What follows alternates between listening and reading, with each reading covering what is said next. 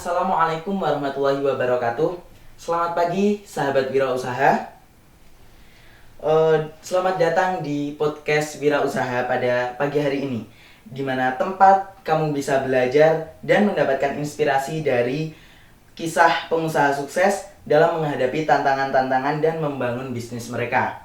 Nah, pada kesempatan kali ini kita udah bersama seorang wirausaha dalam bidang networking ataupun hal-hal yang berbau multimedia. Nah, langsung saja kita sapa pada pagi hari ini. Selamat pagi Pak Mudofir. Selamat pagi. Oke, ini akhir-akhir ini sedang sibuk apa Pak? Mungkin agak berbeda dengan yang tadi disampaikan bahwa saya ahli dalam bidang multimedia, karena saat ini saya sedang sibuk berkebun. Oh, malah berkebun. Kita lagi ada selain ada project di multimedia di dunia digital online gitu, kita juga lagi sibuk menyiapkan di perkebunan. Oh, perkebunan. Nah, sebenarnya untuk Bapak sendiri ini sebenarnya lulusan apa Pak bisa mendirikan sebuah usaha seperti ini? Ya, terima kasih. Saya sendiri lulusan sanawiyah. Jadi saya lulusan sanawiyah, kemudian saya belum pernah kuliah. Gitu. Cuma apa yang saya lakukan sekarang, bidang usaha yang saya lakukan sekarang, ini sebenarnya juga pembuktian bahwa kita sebagai santri itu bisa kok melakukan hal-hal yang kebanyakan dilakukan oleh teman-teman yang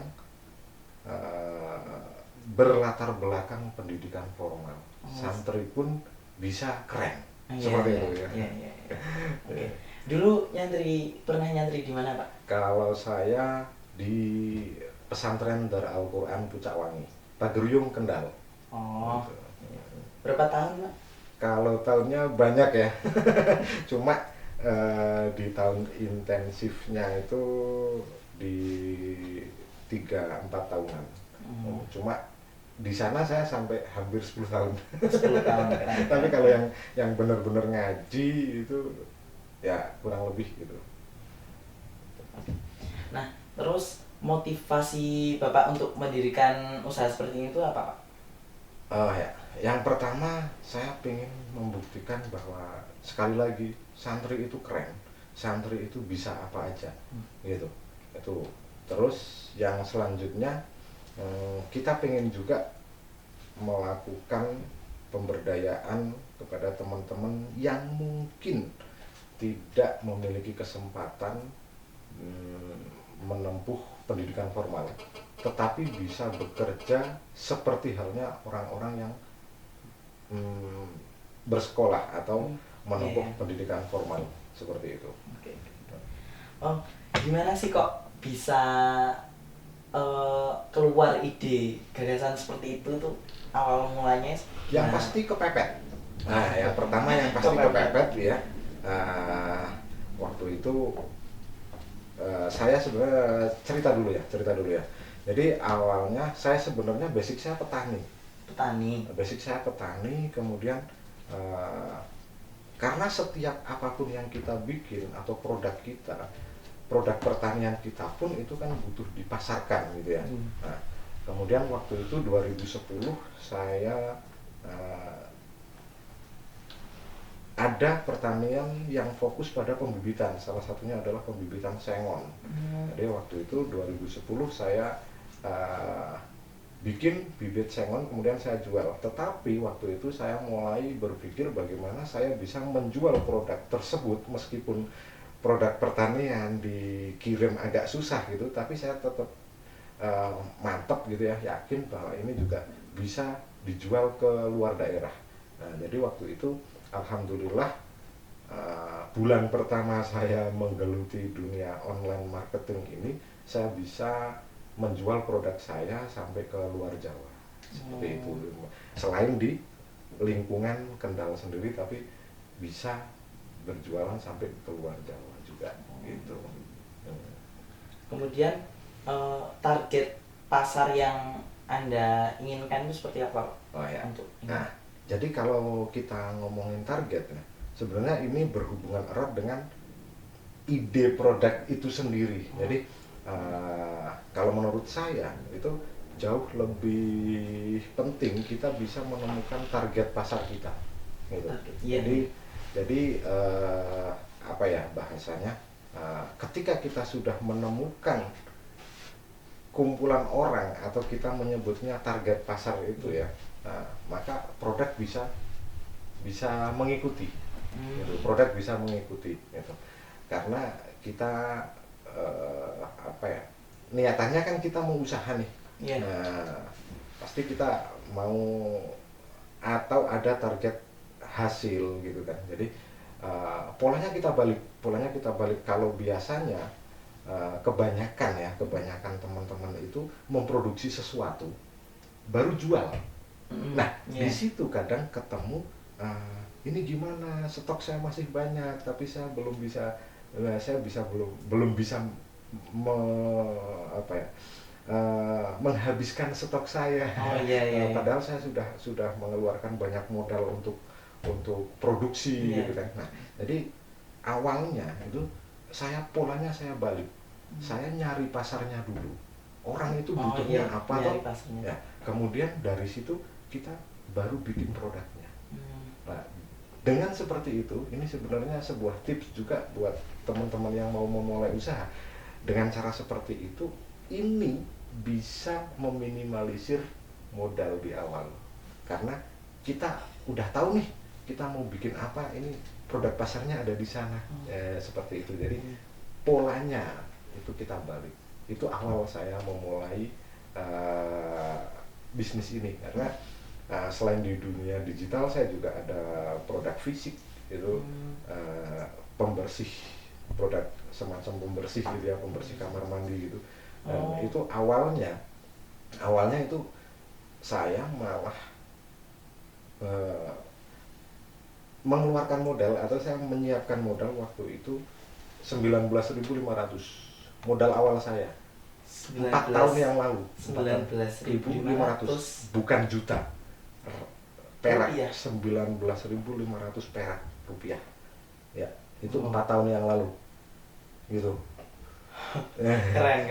Selain kita udah nggak ngomongin bibit tadi ya, karena cerita yang saya alami itu setelah saya jualan bibit itu dulu, kemudian saya fokus di digital marketing, saya jualan di online. Selain produk lokal saya juga jualan produk luar negeri. Cuma waktu itu sempat saya kena hack. Kena hack. Tahun berapa itu, Pak? Kalau nggak salah di 2017-2018an lah. Itu saya kena hack. Kemudian uang saya habis. Rugi. Ya begitulah. Jadi bener-bener nol, hilang semua uang saya. Jadi waktu itu karena mulai 2014 saya sudah sering ngobrol sama teman-teman melalui kelas sharing yang saya adakan. Bukan bermaksud saya mengajar mereka yang ada di kelas sharing, bukan, tapi ini salah satu media belajar saya agar saya saya pengen ilmu saya cepat meningkat gitu. Maka saya buka kelas sharing mulai 2014, kita buka kelas sharing. Di kelas sharing itu saya selalu ngomong ke teman-teman peserta itu bahwa sampean harus punya produk. Saya selalu seperti itu. Padahal waktu itu 2014 produk saya itu rata-rata produk digital. Nah, di 2014 orang mana ngerti ada e-book, jarang orang ngerti e-book ya. Nah, padahal waktu itu saya lebih banyak jualan e-book, jualan software gitu. Orang awam banyak yang nggak tahu gitu. Dan seperti yang tadi saya sampaikan, kurang lebih di 2017 akhir kalau nggak salah saya kena hack itu. Apa yang saya punya gitu, dana saya itu hilang semua. Makanya mulai 2018 saya harus membuktikan omongan saya ketika di kelas sharing itu. membuktikan omongan saya tentang kamu harus punya produk, kamu harus punya produk. Saya perlu membuktikan itu. Saya seperti ditampar omongan saya sendiri gitu. Nah, makanya setelah saya kena hack, sebulan setelah itu, kurang lebih sebulan lebih lah, sebulan lebih sedikit, itu saya mulai mempraktekkan ilmu yang ada di kelas sharing itu. Jadi saya mulai meriset pasar, kemudian pasar butuhnya apa, kemudian saya bikinkan produknya. Iya, iya. Dan karena waktu itu saya nggak punya duit, nggak punya duit, hilang duit kena hack itu, saya minta pinjam ke istri untuk apa, untuk produksi pertama saya itu. Jadi yang menghabiskan 19.500 itu. Nah, dan alhamdulillah dari situ kita mulai putar keuntungan penjualan, kita putar, alhamdulillah dalam 2 bulan itu 2-3 bulanan lah kurang lebih itu seperti itu, alhamdulillah kita udah mulai rekrut teman-teman karyawan. Gitu. Itu awalnya. Jadi kita tentukan marketnya, baru kita produksi. Berarti itu tadi sempat masuk ke tantangan bisnis yang Anda hadapi juga ya? Nah, ketika kita masuk ke topik tantangan ini, sebenarnya gini, banyak teman-teman yang lain juga ketika mau memulai itu pasti kan banyak pikiran apa ya, yang kita sebut tantangan itu. Salah satunya adalah karena guru atau kita sebut mentor biasanya. Mentor. Kita belum ketemu dengan mentor yang benar-benar bisa giring, atau bahasanya apa ya, bisa mengarahkan kita ke jalan yang benar. Karena waktu itu saya lebih banyak belajar secara otodidak soalnya. Jadi itu salah satu tantangan saya selain modal ya. Waktu itu selain modal juga akses ke pelatihan itu masih sangat minim, kalaupun ada itu harganya masih sangat kurang terjangkau untuk orang-orang yang minim modal seperti saya waktu itu. Gitu. Kemudian sebenarnya produk apa aja sih yang Anda buat di bisnis ini, yang Anda tawarkan itu apa aja? Kalau untuk produk fisik, salah satunya kita ada divisi pembersih itu, cleaning itu. Untuk cleaning itu pembersih serbaguna, bisa untuk mobil, bisa untuk rumah tangga. Di situ ada stainless buat keramik, kamar mandi dan lain sebagainya, untuk plastik gitu. Kemudian kita juga ada produk clothing, kaos. Kita juga ada mulai dari produksi, penjahitan sampai ke sablon, custom gitu, kita juga melayani itu. Untuk yang fisik itu, kemudian ada juga yang kita juga lagi persiapan nih untuk pengolahan pupuk juga. Karena kita kan kita ada project perkebunan itu, kita membutuhkan pupuk juga. Selain untuk sendiri, kita juga ada persiapan untuk kita launching ke publik seperti itu. Itu. Kemudian apa yang Anda lakukan ketika ingin meningkatkan sebuah kualitas produk gitu? Satu lagi ya, tadi yang belum kita sampaikan, salah satu yang kita tawarkan gitu ya. Yang kita tawarkan sebenarnya ini bukan produk bukan kita nyari keuntungan dari situ ya, karena ada training yang kita adakan di sini. Itu juga selalu kita buka dan itu sifatnya free. Free? Iya, free. Jadi pelatihan untuk bikin website, untuk programming, desain dan lain sebagainya, menjahit, bahkan setir mobil dan lain-lain. Kadang ada yang tentang kuliner, itu di sini juga diadakan seperti itu. Dan itu sekali lagi itu free. Dan untuk meningkatkan kualitas produk itu tentunya kita selalu open, kita selalu membuka diri untuk selalu belajar. Jadi kita harus merasa bahwa apa yang ada sekarang ini belum sempurna. Jadi kita harus punya pemikiran seperti itu. Jadi kita dengan seperti itu kita bisa meningkatkan lagi, oh ini kurangnya seperti ini, kurangnya seperti ini. Kita selalu belajar bahkan ke kompetitor kita pun kita belajar dari mereka gitu. Jadi idealisme kita punya, tapi kita juga selalu belajar kemanapun. Sekali lagi bahkan sampai ke kompetitor kita pun kita belajar dari situ gitu. Oke. Ngomong-ngomong tentang wirausaha nih, kan biasanya kalau wirausaha itu pasti punya branding. Nah, branding yang Anda jalan itu apa? Nama brandingnya? Nama brandnya ya. Kalau untuk yang holdingnya atau yang utama itu kita pakai brand Afuza. Ya, jadi entah di pertanian atau di digital itu dan yang lain-lain, meskipun kita juga sedang melempar beberapa brand selain brand Afuza gitu. Jadi ada beberapa terus terang, cuma ini belum bisa saya sebutkan satu persatu, cuma holdingnya kita pakai Afuza Group. Dan itu udah masuk hati? Kita udah proses. Oke. Nah selanjutnya kalau menentukan harga di pasar itu gimana cara Anda untuk menentukan harga pasar? Tergantung ya, sampai mau untung berapa, itu cara kita menentukan harga di pasar. Oh gitu. Mau secepat apa sampean istilahnya menghasilkan, itu juga menjadi salah satu barometer kita untuk menentukan harga selain daripada biaya untuk bahan baku, biaya operasional dan lain sebagainya. Karena ada beberapa produk saya yang profitnya itu 1000%. Profitnya 1000%? Ada, bahkan yang lebih itu pun ada.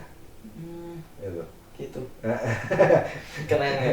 Gitu. Jadi untuk produk fisik saya pun yang produk fisik ada yang kalau yang 1000% itu kan produk digital ya. Produk digital, karena dengan produk digital kita bikinnya sekali tapi kita bisa jual berkali-kali. Berarti kan kalau 1000% bisa lebih. Iya. Ya kan? Produksinya cuma sekali soalnya.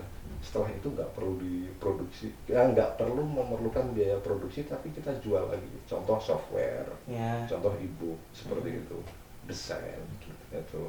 Tapi untuk produk fisik pun kita ada yang sampai kurang lebih di kisaran 500%. Produk fisik ada. Yang sampai segitu. Ya. Jadi